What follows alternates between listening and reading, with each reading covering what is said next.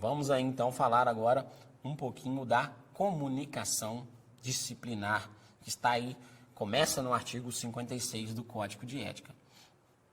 Senhores, alguns assuntos aqui tratados também estão lá no mapa, que vocês já estudaram na matéria de processo administrativo. Para a prova, se você tiver o material, leva também mesmo, né, se for necessário uma consulta mais aprofundada de alguma coisa que tiver na prova, você tem seu material disponível. Então, olha só, o que é a comunicação disciplinar? Segundo o artigo 56, a comunicação disciplinar é uma formalização escrita, assinada por um militar, Então, quem faz a comunicação disciplinar é um militar. Ok.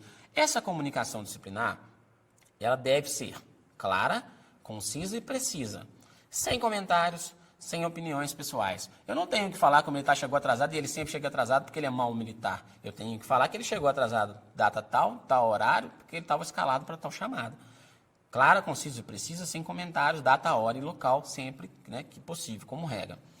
Vai conter os dados que permitem identificar o fato e as pessoas ou coisas envolvidas. É isso a comunicação disciplinar.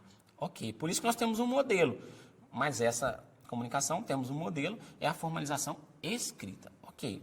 Essa comunicação disciplinar, ela é feita para o chefe do comunicante.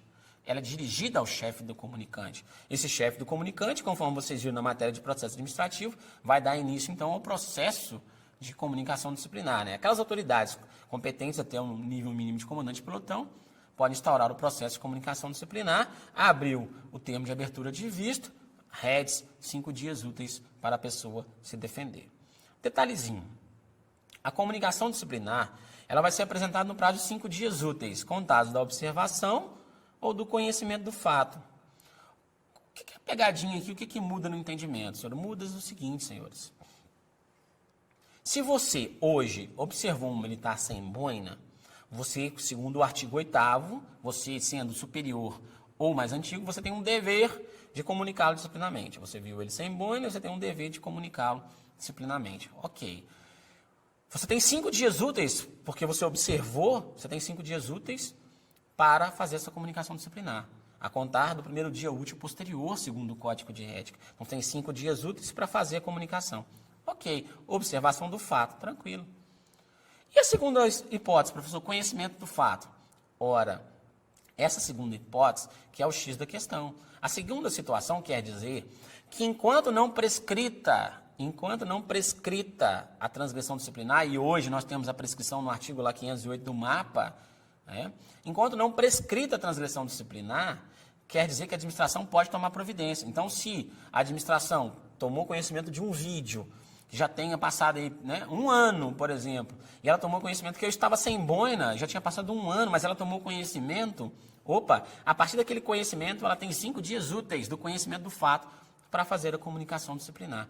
Professor, então quando que isso acaba? Essa providência dos 5 dias úteis acaba ou da observação ou do conhecimento do fato ligado à prescrição da pretensão punitiva do Estado, ligada à prescrição da própria transgressão, que lá no artigo 508 que vocês estudaram no processo administrativo, vai ser, em regra, de 2 anos, quando não for decorrente aí, nem de transgressões que acarretam demissão, nem de deserção. Pode ser em 4, se for decorrente da deserção, e pode ser em 5, se for aquelas que implicam demissão, conforme vocês já estudaram. Então, o que vai influenciar aqui, principalmente no conhecimento do fato, é o tempo da prescrição da transgressão disciplinar, ok?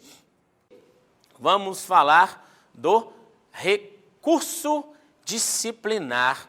Recurso disciplinar na sua tela. Recurso disciplinar interessante para vocês, porque o recurso disciplinar causa muita confusão diante da mudança de interpretação trazida pelo MAPA no artigo 508, quando fala da prescrição da pretensão punitiva. E aí nós temos que lembrar o seguinte: antigamente, as sanções, as transgressões disciplinares prescreviam em 5 anos, era um entendimento da administração militar. E esse entendimento da prescrição em 5 anos, era necessário que o militar recorresse para 2 instâncias, que ele recorresse numa primeira instância, que ele recorresse numa segunda instância. Só depois da decisão da segunda instância, que nesse exemplo aqui é o comandante geral, não necessariamente as instâncias vão seguir esse exemplo que nós estamos falando, mas se entendia que só após a segunda instância é que poderia ativar a sanção, executar a sanção, punir o militar. Mas o que houve? Houve alteração no Código de Ética? Não. O que houve foi uma interpretação da redação do artigo do Código de Ética no que tange ao chamado efeito suspensivo.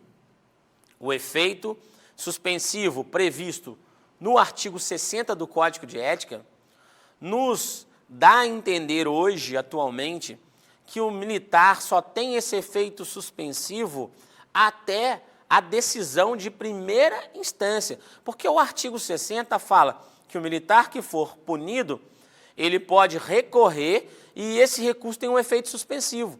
Esse militar que for punido, então, ele tem um efeito suspensivo até a primeira instância. Decidido a primeira instância, a sanção é ativada. E aí, já executa. Se ele tem que prestar o serviço, ele presta. Se ele tem que ficar suspenso, ele fica. Mas ele pode recorrer à segunda instância? Pode, porque o Código permite. Mas esse efeito para a segunda instância é apenas um efeito devolutivo. Vai devolver a discussão daquele caso concreto para a autoridade superior. Pode ser reformada a sentença, a punição, a solução? Pode, mas se for reformado, devolve os pontos, devolve o dinheiro, etc. Não tem problema, ok? Vamos ver aqui, então, uma coisa interessante. Vamos supor, nesse exemplo aqui, que o comandante da sua unidade decidiu pela punição do cabo PM alterado. Então, o cabo PM alterado cometeu uma transgressão disciplinar, foi desidioso. Ok? Cabo PM alterado foi punido pelo comandante da unidade. O cabo PM alterado, ele pode recorrer, está aí no artigo 59. O prazo de recurso disciplinar, 5 dias úteis, ok? Esse prazo, a partir do momento que ele é notificado, conta 5 dias úteis. A contagem inicia no dia posterior à notificação, ok? 5 dias úteis, então, vai contar a partir do primeiro dia útil, né? 5 dias úteis para ele recorrer. O cabo alterado recorreu. O Código de Ética traz para a gente que o recurso vai ser direcionado à autoridade imediatamente superior àquela que aplicou a sanção. Preste atenção, o recurso disciplinar será direcionado à autoridade imediatamente superior àquela que aplicou a sanção. Ok, o seu cabeçalho do recurso, então, nesse exemplo, comandante regional. Ok, beleza? Preste atenção. Entretanto, o Código traz que a autoridade que aplicou a sanção é a autoridade que vai encaminhar o recurso para a autoridade superior, imediatamente superior. E por que o Código traz isso? Para causar confusão? De forma alguma. O Código traz isso, meus caros alunos, porque o Código também traz no parágrafo único do artigo 61 a possibilidade da autoridade, do comandante da unidade, nesse exemplo, que aplicou a sanção, ele pode reconsiderar a sua decisão. E se ele reconsiderar a sua decisão, porque existem os fatos novos que ele entendeu, ele não encaminha um recurso para a autoridade superior. Ele arquiva, ou por uma causa de justificação, ou por uma causa de absolvição. Ou seja, por isso que o parágrafo único do artigo 61 traz para a gente que o comandante de unidade, nesse exemplo, pode reconsiderar a decisão. Qual o prazo? 5 dias corridos, ouvido o CDMU. Então, aqui também se ouve o CDMU. Reconsiderou? Acabou. Não reconsiderou? Encaminha. Encaminha para o comandante regional nesse exemplo. Encaminhou para o comandante regional. O comandante regional concordou com o comandante da unidade pela aplicação da sanção. Se o comandante regional, que era a primeira instância recursal, concordou, agora já era. Publicou, ativa, notifica o militar. Notificou, acabou o recurso, acabou o efeito, decidiu em primeira instância, acabou o efeito suspensivo. Então, senhores, preste atenção, o efeito suspensivo só existe até o recurso disciplinar de primeira instância. Decidiu, não tem efeito suspensivo. O que o efeito suspensivo faz na prática, senhores? Não permite que a sanção seja ativada. Ele suspende a aplicação da sanção. Suspende até a decisão de primeira instância. Mas, professor, por que você colocou que aqui também tem um efeito devolutivo? Porque, de qualquer forma, o efeito devolutivo não faz diferença para a questão de suspensão. O efeito devolutivo é porque também o comandante regional vai analisar o caso novamente. É só por isso. Mas o efeito suspensivo é o mais importante na primeira instância, porque ele impede a execução. Tranquilo? O militar pode continuar a recorrer? Pode recorrer para a segunda instância, mas, decidido em primeira instância, já acabou o efeito suspensivo.